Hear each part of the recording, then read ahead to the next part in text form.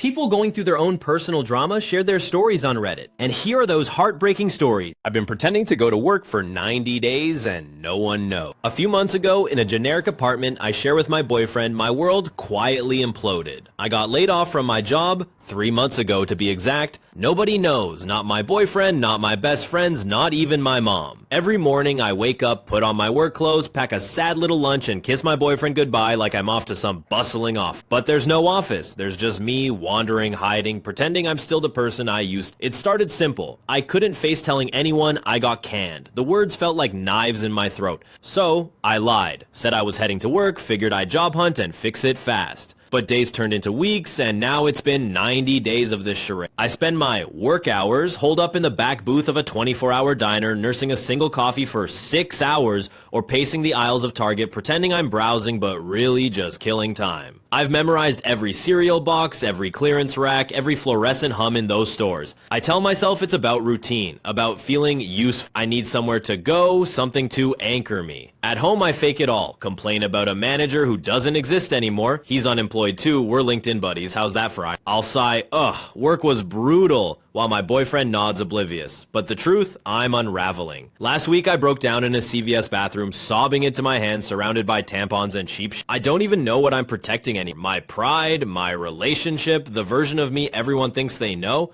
I used to roll my eyes at people who lied like this, thought they were weak, pathetic. Now I'm one of them, and it's not weakness, it's survival. But it's also a cage. Every fake I'm heading to work twists the knife deeper, and I'm terrified of the day it all collapses. What happens when my boyfriend finds out, when I can't keep up the act? I'm stuck, living this half-life, and the worst part is, I don't know how to stop. That's my secret, raw and messy, like a Reddit post I'd type at 2 a.m. with tears in my eyes. I sent a tailgater crashing into a ditch, and I've regretted it for 20 years. It was 2003, and I was a hot-headed 24-year-old speeding down Lakeshore Drive in Chicago on my way to work, when I stumbled into the wildest road rage moment of my life. I'm cruising along a narrow one-lane stretch between Lincoln Park and Hyde Park, radio blasting, when this jerk in a beat-up sedan roars up behind me. He's tailgating so close I can see his scowl in my rear view. He's blasting the horn, flashing his high beams like a lunatic, practically glued to my bumper. My blood's boiling, and I'm thinking, who the hell does this guy think he is? This road's short, but it's a battlefield. I glance back, he's flailing his arms, shouting words I can't hear over my racing pulse. I'm not letting this punk win. Then it hits me. There's a huge trench up ahead, dug out for road work, deep enough to swallow a car whole. A reckless idea sparks. I grip the wheel, slam the gas, and decide to teach this guy a lesson he'll never forget. He's still on my tail, his horn screaming like a banshee. The trench is closing in, my palms slick with sweat, the engine howling. At the last possible second, I jerk the wheel, swerving onto the narrow shoulder with a screech of tires. He doesn't stand a chance. His car rockets into the ditch, boom, metal twists, glass shatters, his front end crumples like paper. My heart's pounding as I slam the brakes, skidding to a stop. Then, in an adrenaline haze, I do something wild. I spin around and drive back to the wreckage. I park, step out into the gritty air, and there he is, trapped in his mangled car, airbags puffed up, his face a mask of fury. He's pounding the steering wheel, yelling something muffled. I don't know what takes over, but I march up and shout, "Get lost, you jerk!" He glares, helpless, stuck in his seat. I'm buzzing, chest puffed, feeling like I just won the ultimate showdown. I flip him the bird, strut back to my car, and peel out, cackling as his enraged face fades in my rear view. In that moment, it felt like pure victory. But that high? It crashed fast. By the time I got to work, my stomach was churning with guilt. What if he was hurt? What if he caught my license plate? For weeks I was a mess, flinching at every car behind me, paranoid he'd track me down. I never told a soul, not friends, not family. Now, years later, it haunts me. Word got around he walked away, but his car was totaled. Some said he was a hothead with a rap sheet, but that doesn't change it. I could have killed him. What would you have done? Would you have taken down that tailgater or let it slide? I'm still wrestling with this. Tell me how you deal with it. My mom named me after her first son who died, and never let me be myself. A few years ago, in the house I grew up in, my mom dropped a bomb that shattered everything I thought I knew about us. We've always had a rocky relationship, like walking on eggshells that never stop crunching. She has 3 kids. My older sister, me, and my younger brother, her golden boy. But last year, she sat me down, voice trembling, and told me about a 4th. A boy, her first, lost at 7 months when she was just 17. His name was going to be Jason. The doctors swore she'd never have kids again, but here we are. And here's the kicker. She named me after him. She didn't say it like it was a tribute. She said she saw me as his shadow, an extension of the son she never got to hold. I was supposed to carry his ghost, be what he could have been, but by the time I was 5, she regretted it. Every time she looks at me, she sees him, what he might have been, what I'm not. It's like I'm a walking reminder of her pain, a mirror for her grief. Meanwhile, my younger brother, he's her pride and joy, her real son, free of her baggage. She loves him as himself, not as a stand-in for a tragedy. My siblings don't know about Jason. My grandparents are sworn to silence. I'm the only one she's trusted with her secret, where she keeps his memory tucked away, a box of baby clothes, ultrasound pictures, a tiny stuffed bear, hidden like a wound she can't stop picking. All my life, I felt her distance, her coldness, like I was invisible. I'd watch her laugh with my brother, hug my sister, and wonder why I was the one she couldn't love right. Now I know. I'm not just her son. I'm her regret, her what if, her loss wearing my face. I hate her for it. I hate that she made me carry her grief before I could even spell my name. 20 years of feeling like a stranger in my own home, of chasing a warmth she gave everyone but me. She's my mom, and I love her. God, that hurts to say, but I can't unfeel the ache of being her second choice Jason. I'm angry, I'm heartbroken, and I'm stuck loving someone who sees a dead boy instead of me. I don't know how to forgive that. I have everything a man could want, but I feel nothing inside. I'm 37 ml. I own my home, run my own business, I'm healthy, I go to the gym, I eat well, I sleep, and I feel completely hollow inside. People think I'm doing great. I post wins, I smile when I'm supposed to, and from the outside, it probably looks like I've got my life together, but inside, it's been a long time since I've felt anything close to meaning. My business isn't growing like it used to. Every day is the same. Work, gym, eat, sleep, repeat. No spark, no joy, no reason. The truth is, I've felt this way since I was 26. Not from some deep depression exactly, more like a quiet burnout with existence itself. I've always wondered if there's more to life than just doing it. Where's the purpose? Where's the happiness that's supposed to come with time and effort? The only thing keeping me here really is my mom. She's been through absolute hell. 3 divorces, the death of my brother, both her parents, and her 2 brothers, all in just 7 years. And yet she gets up every day, works, stays busy, finds ways to keep going. I try to be there for her. I try to give her some kind of peace. But I know myself. I know that when she's gone, I'll be lost. Like completely lost. I don't know who I'll be without her in the world. I've never told anyone that. It's not even sadness when I think about it. It's just emptiness. Quiet. Like I've already said goodbye in my head 1,000 times. I do hold on to one hope. If I ever find someone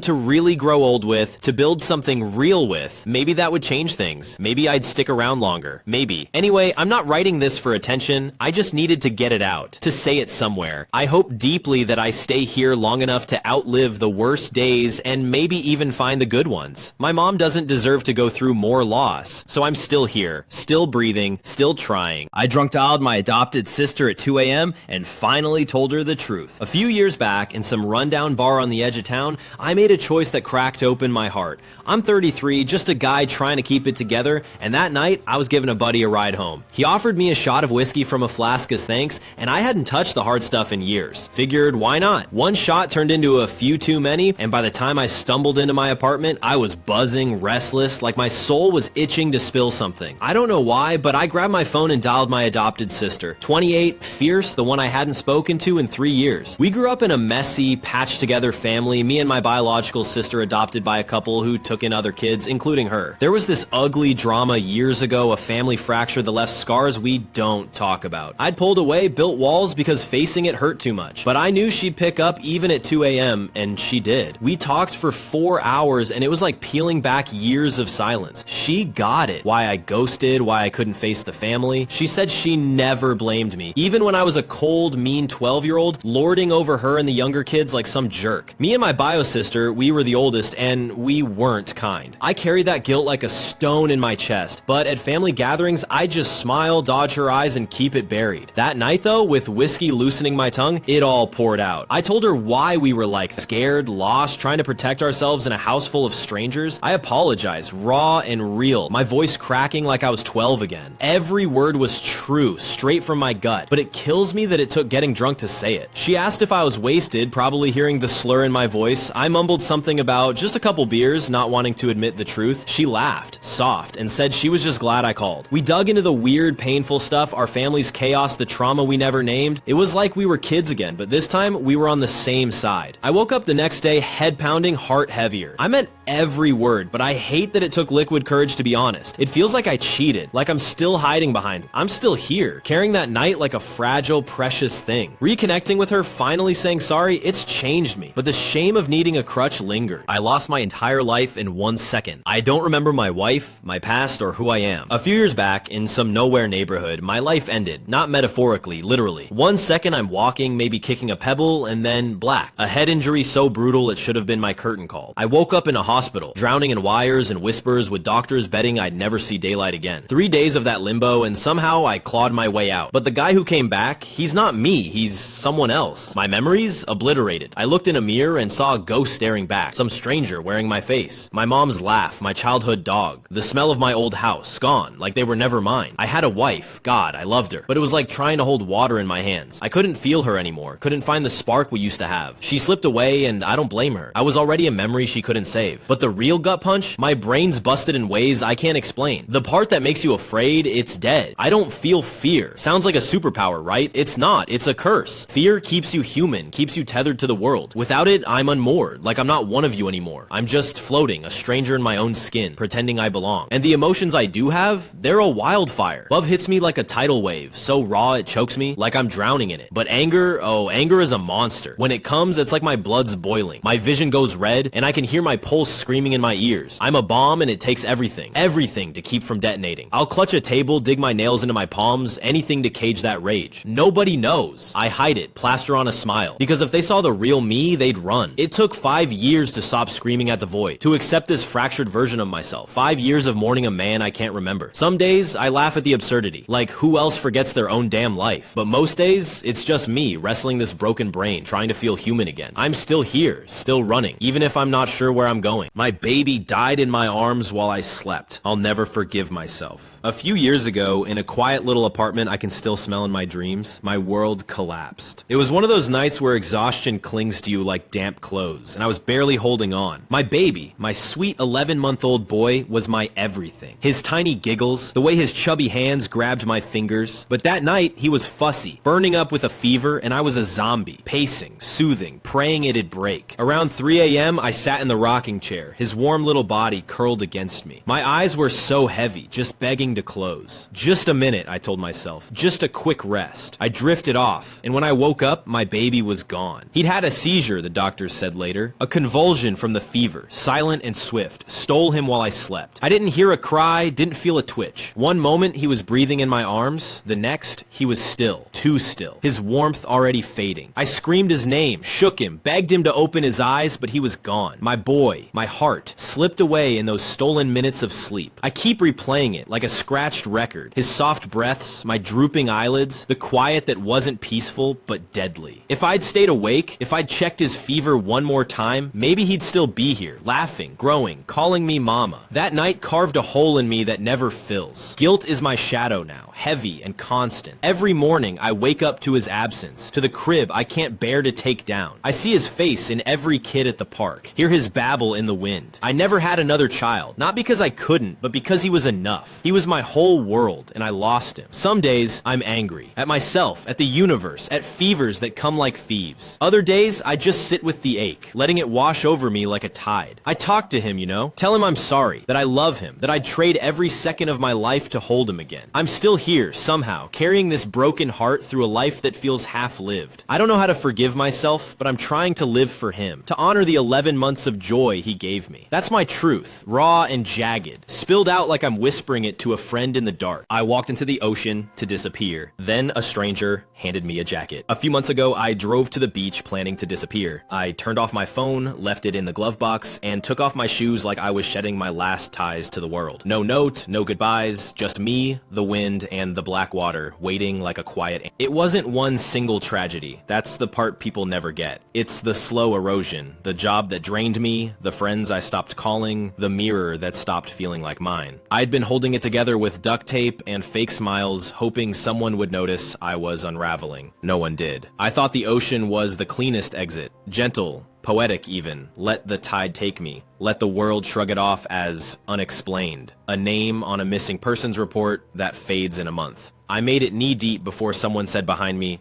"Hey, you forgot your jacket." I froze, turned. There she was, a woman in her 40s maybe, short curly hair, holding out this massive cardigan like it belonged to me. I shook my head and said, "It's not mine." She smiled. "It is now. You look cold." I don't know what it was. Her voice, the absurdity, the fact that she didn't ask what I was doing, but I stepped out of the water. She didn't reach for me, didn't lecture, waited. We sat in the sand like old friends, even though we'd never met. She lit a cigarette and handed me one. I don't smoke, took it anyway. Saying no felt wrong somehow, like it would shatter whatever delicate thing was happening. We didn't talk for a while, just listened to the waves, the kind of silence that doesn't need filling. Then she said, "I came here too, 6 years ago, had it all planned out, sat right there." She didn't say suicide, didn't need to. She told me how a stranger with a kite asked if she'd help him get it in the air. Just some guy, windy day, bright orange kite, said it was the dumbest moment of her life. Said she laughed so hard she forgot she was supposed to die that day. Sometimes, she said, all it takes is one interruption to remind you you're still interruptible. We sat until the sky started shifting from black to bruised blue. She didn't tell me I was loved. Didn't give me a single platitude. She just stayed. And for the first time in a long time, I felt seen without being stared at. Before she left, she said, "If you're still alive in a week, come back. Same time, same place. If I'm still alive, I'll be here too."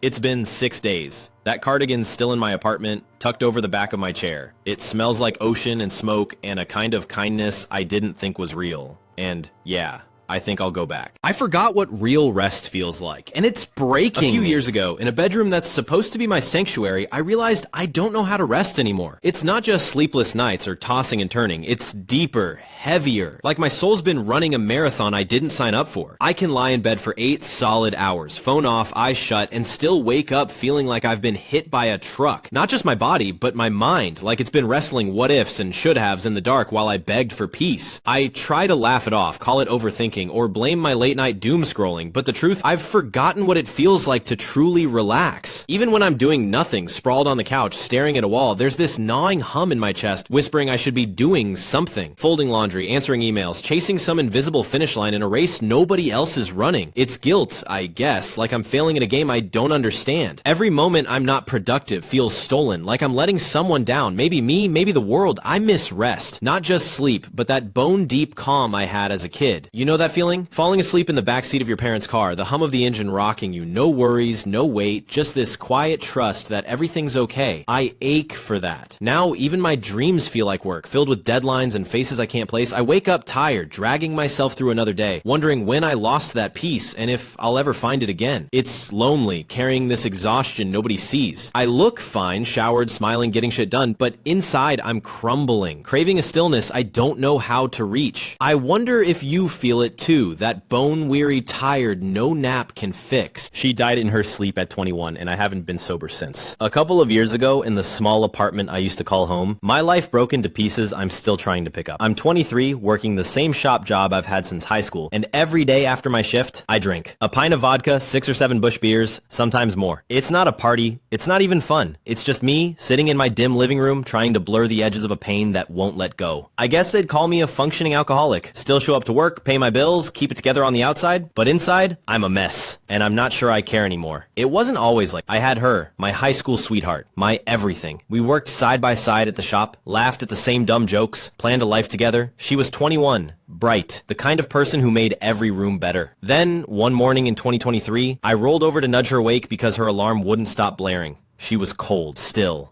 Gone. My heart shattered right there. Pieces grinding into dust as I shook her, begged her to open her eyes. I can still hear the zip of the body bag. See the way they carried her out like she was just nothing. You can't know that feeling unless you've lived it. The love of your life, your future, reduced to a shape under a black It's a knife that never stops twisting. That's when the drinking started. Not a beer here or there, but a flood. Every night, I chased numbness, trying to drown the memory of her smile. Her voice. The way she'd tease me about my shitty taste in music. I'm not depressed. Not exactly. It's more like I'm stuck. like life lost its color, and vodka's the only thing that softens the gray. I function, sure, but it's a hollow kind of functioning. Like I'm acting in a play I didn't audition. I see her in every corner of the shop, hear her laugh and the clank of tools. The booze doesn't fix it, it just makes it quiet for a while. I'm not proud of this. I know it's a slow poison, but it's my crutch. My way of surviving a loss that feels bigger than me. I wonder how many others are out there, pouring another drink to keep the ghosts at bay. That's my story, raw and ugly, like a Reddit post I'd type at midnight with a bottle in my hand. I fell asleep with my cat in my arms and woke up to a nightmare. A few years ago, in a cozy little house I called home, my heart broke in a way I never saw coming. It was one of those late nights, the kind where the world feels heavy and quiet, and all I wanted was to crash. My cat, my shadow, my best friend, hopped onto my bed like always, purring like a tiny motor. He burrowed under the covers, curling up against me, and I smiled, thinking how lucky I was to have this soft, warm buddy. I didn't think twice about it, I just pulled the blanket over us, closed my eyes around 2 a.m. and drifted off. When I woke up, the sun was high, probably noon, and I stumbled out of bed, groggy, to grab some breakfast. The house was still, and I noticed my cat hadn't followed me to the kitchen, begging for scraps like usual. I figured he was just tuckered out, still snoozing under the covers. Lazy guy, I chuckled to myself, pouring cereal, not a single alarm bell ringing. But after I ate, something tugged at me, a weird, nagging feeling. I went back to my room, lifted the blanket, and my world stopped. He was there, he wasn't. Stiff, cold, lifeless. No rise and fall of his little chest, no sleepy stretch, no whisker twitch. My best friend was gone, right there in the spot where we'd cuddled hours before.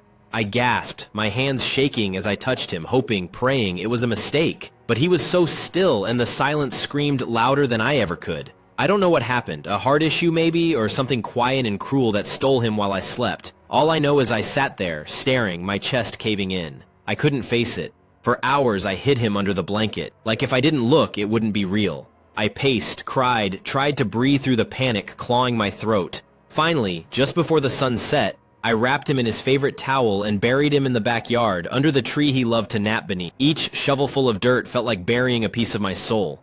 Now, there's this ache, this gnawing pit in my stomach that won't quit. It's guilt, grief, all of it, tangled up like a knot I can't untie. Did I miss a sign? Could I have saved him? The image of him so still haunts me, like a Polaroid burned into my brain. I'm carrying this weight, this raw, ugly hurt, and I don't know how to set it down. He was my family, my late-night confidant, and I lost him in the place we felt safe in. I'm still here, stumbling through, but it's like I left half my heart in that grave. If any of these stories touched you, share your own in the comments. You never know who needs to hear it. Like, comment, and subscribe for more real stories from real people.